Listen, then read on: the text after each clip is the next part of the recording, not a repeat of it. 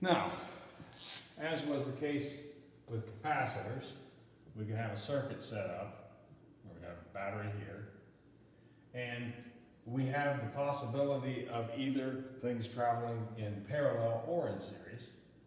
And so we could have two resistors that are in parallel with each other. Now what happens here, charges run out of here, charges run out up here. They have a choice. They can either go there or go there. They can't go both. And if it goes one way, it gets through the resistance, and then once it gets through the resistance, it's going to immediately go to the negative side of the battery. So they're going to go one place or the other. So these are going to be two separate currents. And if you talk over here, the ending current or the beginning current, where there's only one choice of path to go to, that would be the total current. And I total would be equal to I1 plus I2. Now, also, when we look at, like if we're this resistor and we look on this side, we see whatever the positive voltage is, whatever the highest positive voltage, because in here there's really no resistance. So it sees the positive voltage here, and over here it sees the negative voltage here.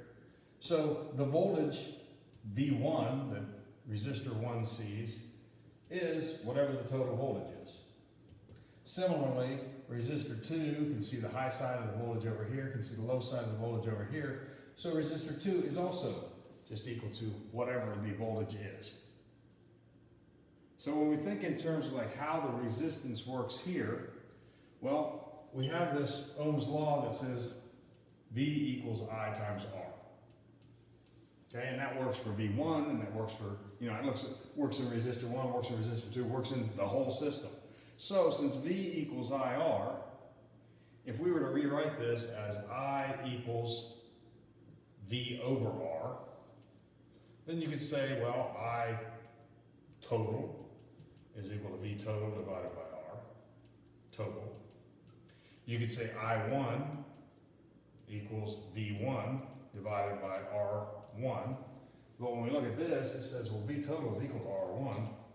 So that's really just V total divided by R1. We look at I2, say, well, I2 is V2 divided by R2. But again, we look over here and we say, well, V total is V2. So this is V total divided by R2. And so if we're to rewrite this top equation using these relationships right here, we would have that I total is V total over R total. And that would be equal to I1, which is V total over R1, plus V2, or plus I2, which is V total over R2. And when we look at this, what we see is we can divide this whole thing by V total, and what would be left would just be 1 over R total equals 1 over R1 plus 1 over R2. Now, this is similar to what happened with capacitors, except for capacitors that happened when they were in series. This is what happens for resistors when they are in parallel.